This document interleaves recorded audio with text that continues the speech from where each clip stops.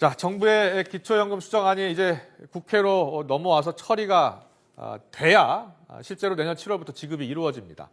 하지만 여야의 기싸움 계속 더욱 치열해지고 있습니다. 국회 연결해 알아보겠습니다. 박주원 기자. 네, 국회에 나와 있습니다. 기초연금 수정안을 놓고 어제 여야가 날선 공방을 주고받았는데요. 오늘은 어떻습니까?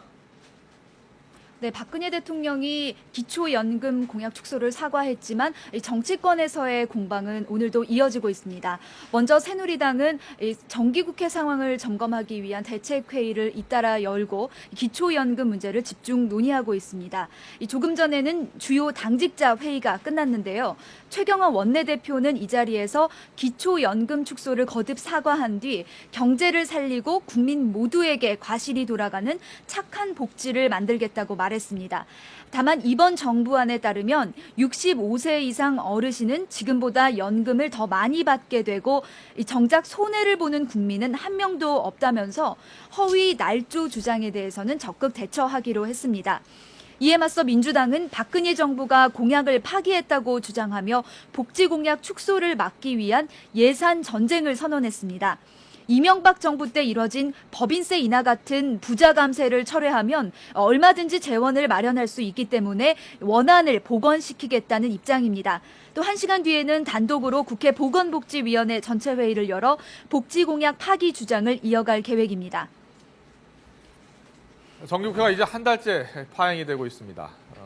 의사일정 협의가 진행 중인데 좀 협상에 진척이 있습니까?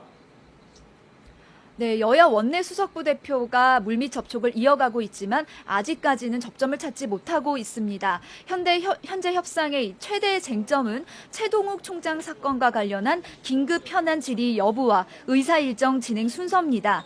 민주당은 정기국회가 열리면 가장 먼저 이 긴급 현안 질의를 해야 한다는 입장인데 새누리당은 현안 질의 없이 대정부 질문만 하면 충분하다는 입장인데다 다른 국회 일정에 비해서도 그리 급하지 않다면서 반대하고 있습니다. 또 국정원 개혁 특위 구성 문제에 대해서도 새누리당이 강력히 반대하는 입장입니다. 대신 새누리당은 이석기 의원의 제명안 처리를 요구하고 있는데요. 민주당은 여기에 대해서 좀 더 논의해 봐야 한다며 판단을 유보하고 있습니다. 하지만 양측 모두 정기국회 공전이 더 이상 길어지면 안 된다는 공감대를 갖고 있습니다. 오늘도 수시로 물밑 접촉을 이어가면서 타협점을 모색할 것으로 보여서 이른 시일 안에 정기국회 일정 협의가 타결될 가능성도 배제할 수 없어 보입니다. 지금까지 국회에서 YTN 박조은입니다.